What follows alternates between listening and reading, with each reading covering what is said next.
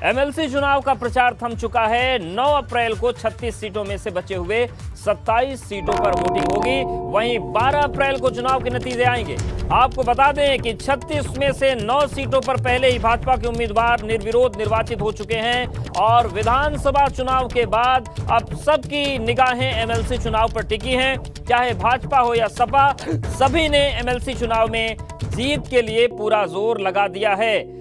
तो 36 का जो आंकड़ा है इसे साधने की कोशिश है और कहा जा रहा है कि 27 की जंग है। तो 3:59 पर जो बड़ी खबरें वो आपको हम बता रहे हैं। 12 अप्रैल को चुनाव के नतीजे आएंगे, जद्दोजहद चल रही है और एमएलसी चुनाव का प्रचार अब थम चुका है। 9 अप्रैल को एमएलसी चुनाव के लिए वोटिंग होगी। 36 सीटों में से बची हुई 27 सीटों पर वोटिंग होनी है, क्योंकि बाकी सीटों पर पहले ही भाजपा के जो उम्मीदवार है वो उनके निर्वाचन का जो रास्ता है वो साफ हो चुका है। तो 12 अप्रैल को नतीजे आएंगे। 36 में से 9 सीटों पर पहले ही भाजपा के उम्मीदवार निर्विरोध निर्वाचित हो चुके हैं। विधानसभा चुनाव के बाद अब सभी की निगाहें एमएलसी चुनाव पर टिकी हैं और चाहे भाजपा हो सपा हो, सभी ने एमएलसी चुनाव में जीत के लिए पूरा जोर लगा दिया है। तो 4 बजे की 5 बड़ी खबरें आपके सामने हैं।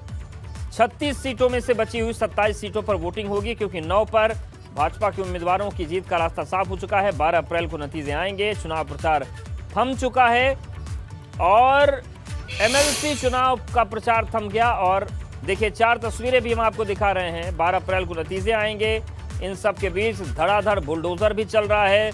मुर्तजा अब्बासी का मामला भी लगातार सामने आ रहा है और नया कबूलनामा यह है कि उसे लगता था कि मुसलमानों पर अत्याचार हो रहा है, इसलिए हमला किया। और अयोध्या से जल्द इंटरनेशनल एयरपोर्ट वाली जो उड़ान है उसको लेकर जो रास्ता बनना है, वो तस्वीरें साफ हो रही हैं। तो 4 बजे की 4 महत्वपूर्ण जो खबरें हैं वो भी हम आपको दिखा रहे हैं। इन सब के बीच सियासी जंग तेज हो गई है।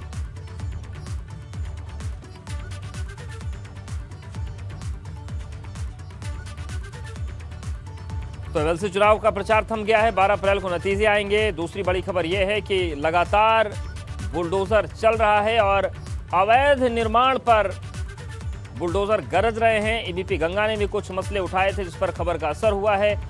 वहीं गोरखपुर में गोरक्षपीठ पर हमला करने वाले मुर्तजा अब्बासी का नया कबूलनामा सामने आ गया है और अयोध्या से जल्द इंटरनेशनल एयरपोर्ट की जो उड़ान है वो शुरू, उसको लेकर भी काम तेज हो गया है। और इस सब के बीच हमारे साथ हमारे सहयोगी नीतीश जुड़ गए हैं वाराणसी से।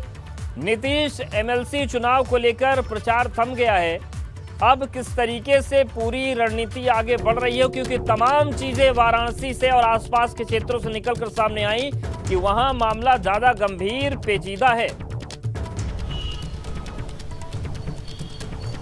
निश्चित तौर पे अवधेश जी, अगर बात करें तो चुनाव प्रचार अब थम गया है और अब 4949 वोटर 3 प्रत्याशियों के भाग्य का फैसला करेंगे।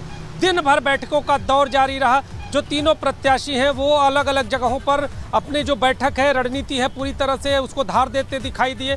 आपको बता दें कि बनारस की सीट इसलिए महत्वपूर्ण है, यहाँ के एमएलसी चुनाव 3 जिलों का ये चुनाव है। अगर बात करें तो बनारस, भदोही और चंदौली।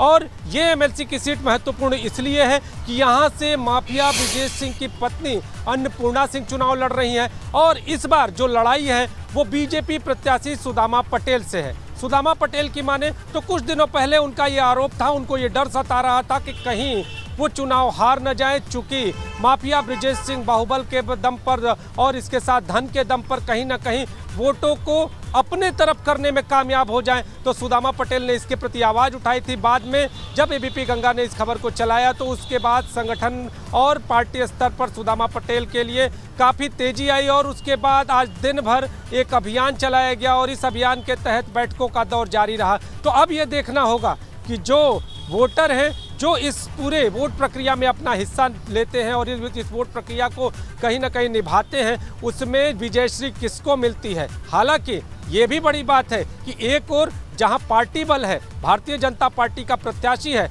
दूसरी ओर बाहुबल भी दिखाई दे रहा है। बिल्कुल।